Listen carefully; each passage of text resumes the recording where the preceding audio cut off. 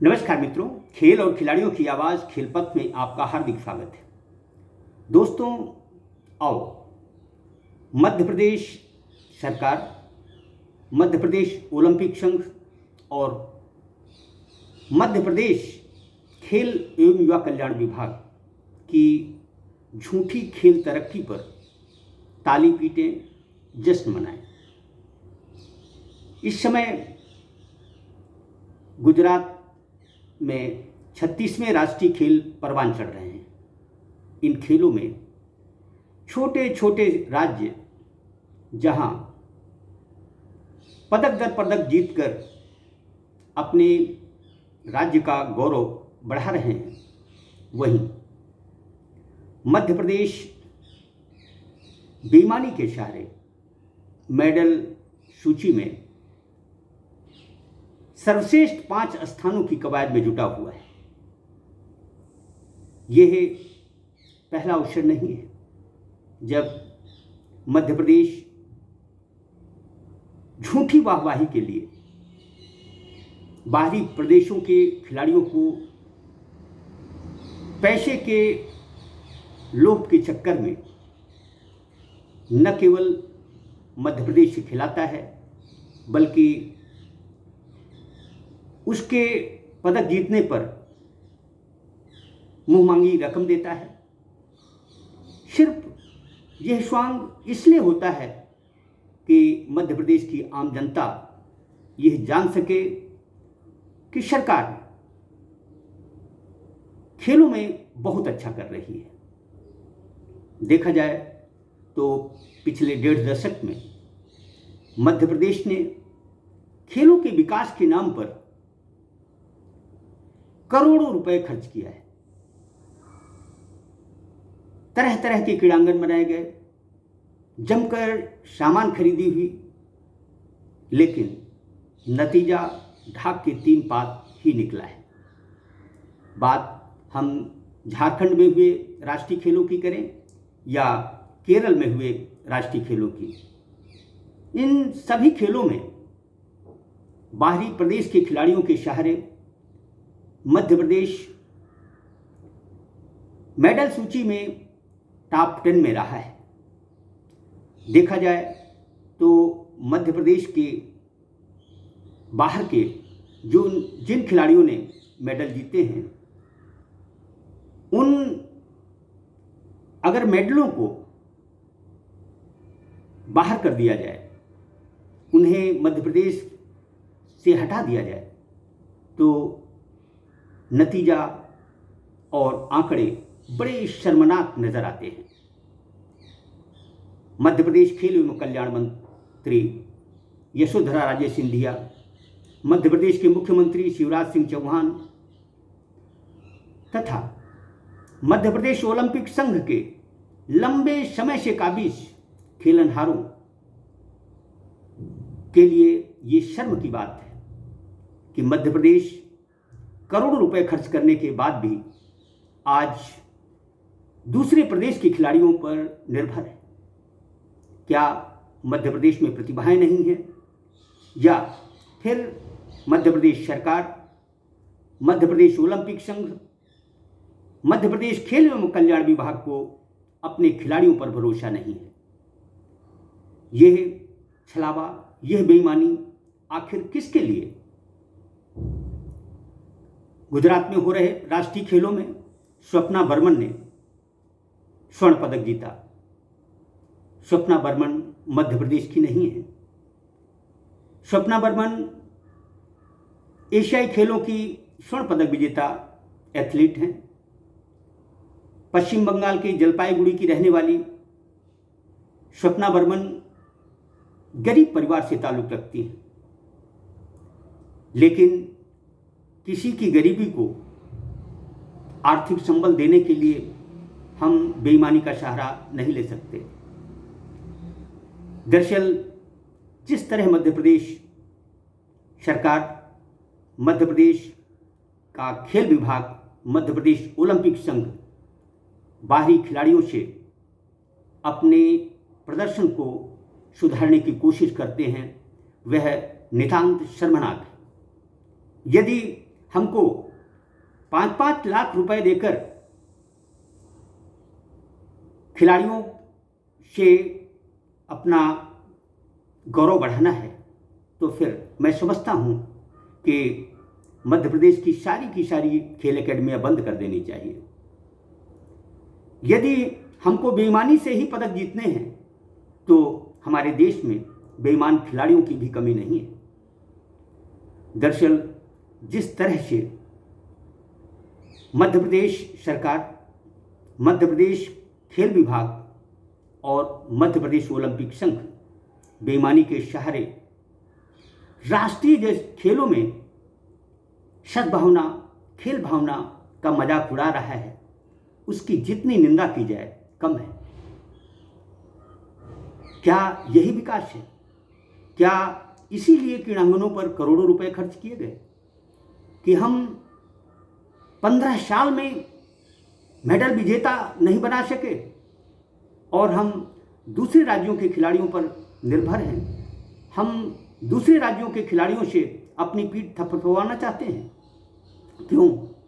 आखिर ऐसा प्रपंच षड्यंत्र किसके लिए?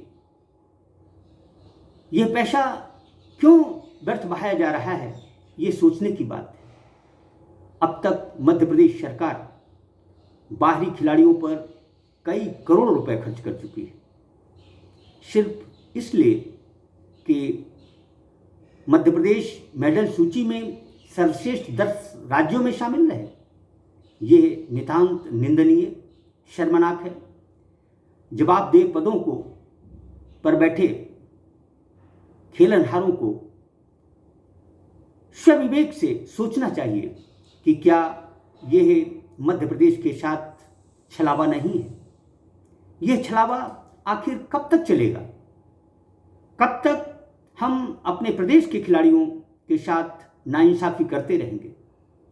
एक तरफ खेल एवं कल्याण विभाग के संचालक रवि गुप्ता मध्य प्रदेश की प्रतिभाओं को प्रशिक्षण के नाम पर उनसे शुल्क लेते हैं, तो दूसरी तरफ बाहरी प्रदेश के खिलाड़ियों के सहारे मेडल सूची में टॉप 10 में रहने का सपना संजोते हैं।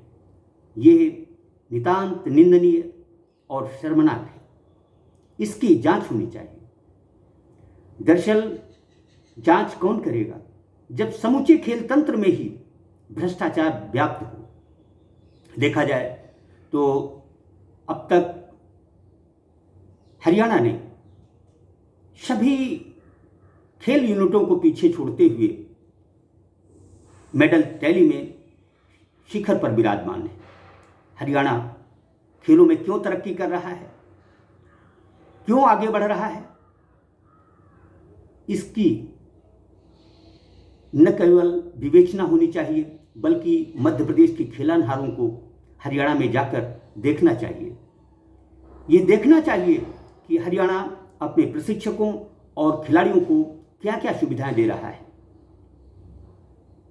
जो सर्विसेज यानी सेना की टीम पिछले 3 राष्ट्रीय खेलों में शिखर पर थी, उसे हरियाणा दूसरे स्थान पर धकेल चुका है। हरियाणा सहित 26 यूनिटों ने अभी तक कोई न कोई मेडल जीता है। हरियाणा की जहाँ तक बात है, हरियाणा ने अभी तक 13 स्वर्ण, 6 रजत, 8 कांस्य सहित कुल 27 पदक जीते हैं, जबकि पिछले 3 राष्ट्रीय खेलों में शिखर पर रहने वाली सर्विसेज इस समय 9 स्वर्ण, 6 रजत, 7 कांस्य पदक सहित कुल 22 पदक जीतकर दूसरे स्थान पर है। उत्तर प्रदेश 7 स्वर्ण, 4 रजत, 4 कांस्य सहित 15 पदक जीतकर तीसरे स्थान पर है। वहीं तमिलनाडु 6 स्वर्ण, 6 रजत, 7 कांस्य सहित 19 पदक जीतकर चौथे स्थान पर है। पश्चिम बंगाल 6 स्वर्ण, 2 रजत, 5 कांस्य पदक सहित 13 पदकों के साथ छठे स्थान पर है। मणिपुर अब तक 6 स्वर्ण, 1 रजत, 2 कांस्य सहित 9 पदक जीत चुका है। महाराष्ट्र 4 स्वर्ण, 7 रजत, 12 कांस्य सहित कुल 23 पदक जीत चुका है। इसी तरह से गुजरात 4 स्वर्ण 1 रजत 4 कांस्य सहित 9 पदक जीत चुका है। मध्य प्रदेश की बात करें तो मध्य प्रदेश स्वप्ना बर्मन के स्वर्ण पदक सहित कुल 5 कांस्य पदकों के साथ 6 पदक जीतकर मेडल सूची में 17वें स्थान पर काबिज है। सवाल सूची में श्रेष्ठता का नहीं, सवाल खेलों में ईमानदारी का है। झूठ फरेब आखिर कब तक चलेगा? कब तक हम दूसरे प्रदेश के खिलाड़ियों पर धनवर्षा कर अपनी पीठ थपथपाएंगे? इस बात पर न केवल विचार किया जाना चाहिए, बल्कि मध्य प्रदेश की प्रतिभाओं को जो नुकसान हो रहा है उस पर भी मंथन होना जरूरी है। हम आखिर दूसरे प्रदेश के खिलाड़ियों पर पैसा खर्च कर क्या साबित करना चाहते हैं? क्या झूठ फरेब से हासिल सफलता खेल भावना का सूचक है? मध्य प्रदेश की खेल एवं कल्याण मंत्री यशोधरा राजे सिंधिया स्वयं सोचे कि क्या मध्य प्रदेश वाकई खेलों में तरक्की कर रहा है। उन्होंने निसंदेह एकेडमियों के माध्यम से एक खिलाड़ियों को अच्छा मंच दिया है, लेकिन जब यह एकेडमियां मेडल नहीं दे पा रही हैं तो इन्हें संचालित करने का आखिर क्या औचित्य है? जो कुछ भी हो रहा है ये सब खेलों के साथ छलावा है। मैं खेलपथ की तरफ से मध्य प्रदेश के मुख्यमंत्री शिवराज सिंह जी चौहान से यह आग्रह करता हूं कि ये खेलों के नाम पर झूठ फरेब भ्रष्टाचार न केवल बंद होना चाहिए, बल्कि यह काम करने वाले लोगों के खिलाफ कठोरतम कार्रवाई भी होनी चाहिए। आखिर मध्य प्रदेश के खिलाड़ियों के साथ भेदभाव कब तक परवान चढ़ेगा? कब तक हम दूसरे प्रदेश के खिलाड़ियों के सहारे अपनी पीठ थपथपाएंगे? यदि यही स्वांग करना है तो फिर खेलों पर करोड़ों रुपए खर्च करने का कोई औचित्य नहीं रह जाता है। यदि हम पैसे के बल पर दूसरे राज्यों के खिलाड़ियों को ही लाना चाहते हैं तो फिर समूचे खेल अधोसंरचना एकेडमीज के क्या मायने हैं? मैं बहुत ही दुखी मन से यह बात कह रहा हूं कि पिछले 2 राष्ट्रीय खेलों में भी इसी तरह बेईमानी हुई थी, लेकिन सरकार ने कुछ भी नहीं किया। केरल की बात 7 सालों में क्या हमने इतनी तरक्की की है? किस तरह का विकास किया है? आखिर हम दूसरे राज्यों के खिलाड़ियों पर कब तक निर्भर रहेंगे? हम कब तक मध्य प्रदेश की आम जनता को बेवकूफ बनाते रहेंगे? जय हिंद, जय भारत।